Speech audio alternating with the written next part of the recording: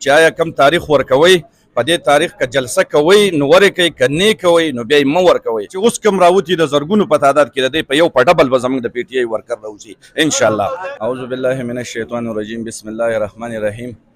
زه خو د ټولو نه مخکې د پی ټي آی د تحصیل تنګي چې څونه کارکنان دي د هغوی موږ ډېر زیاته شکریا ادا کوو، ډېر بې حدې مشکور یو چې کله هم داسې یو موقع راغلی نو الحمدلله تحصیل تنګي ورکر ډېر په ګڼ تعداد راوتی دی او ښه په جوش او په خروش کې راوتی دی.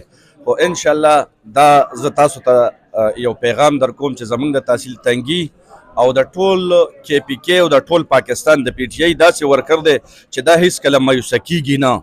دوی یو ټیم کې به خفه شي خو مایوسۍ له ځان نه ورکوي.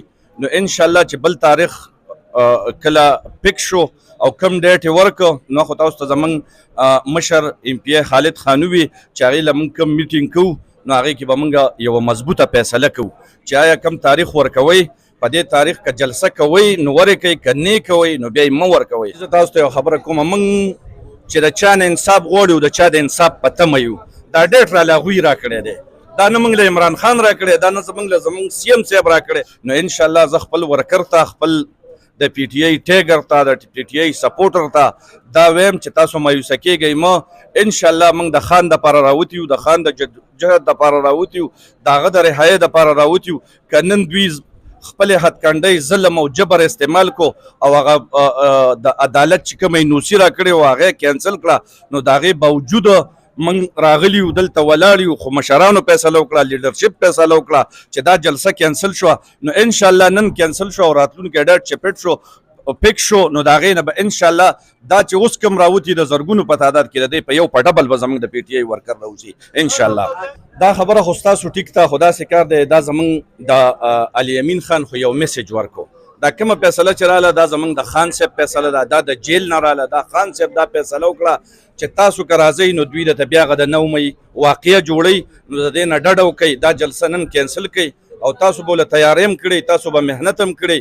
خو د هغې نه داسې کار دی چې بیا پرې وروسته یو مسله جوړیږي. نو مشران دي دوی په خپلو کارونو ښه پوهېږي، زموږ لیډرشپ دی ډېرې خوارۍ کړي دي، ډېرې منډې تړلې والي دي، هغوی په خپل کار پوهېږي. که دا جلسې کینسل کړي نو دا زموږ د عوامو دپاره زموږ د پی ټي آی د ورکر دپاره به د ښې سوچ کړئ او انشاءالله ښه به وي. زه تاسو ته یو خبره کومه موږ چې د چا نه انصاف غواړو د چا د انصاف په تمه یو. دا ډیټ راله هغوی راکړی دی، دا نه موږ له عمران خان راکړی، دا نه زموږ له زموږ سی ایم صاحب راکړی. موږ چې د چا د انصاف په انتظار یو دا موږ له هغه عدالت راکړی چې تاسو په دې تاریخ جلسه وکئ او بېګا د شپې د شپې راته ډي سي صاحب کینسل کړه. نو موږ خو د خپل لیډرشپ نه دا ګیله ځکه نه کوو چې دا خو موږ له د کم اعلی عدلیه ده او د چا نه انصاف غواړو دا ډیټ هغوی راکړی جي. نو چې اوس راسه کم ریاست کم حکومت دی او هغه راسه ظلم او جبر کوي نو دی خو زموږ لیډرشپ نه دی ذمهوار. زموږ لیډرشپ خو زموږ نه زیات خفه دی، څنګه چې زموږ ورکر خفه دی او مایوسه دی.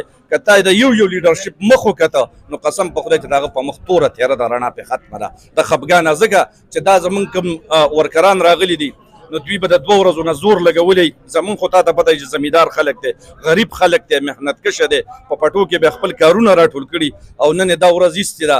چا به ځان څه سر اخیستي، چا به سر اخیستي. که اوس دا ګاډي دې ولټول نو د غریبۍ مطابق هر سړي د خپل وس پروګرام کړی دی او په ګاډي کې وسه پروت دی.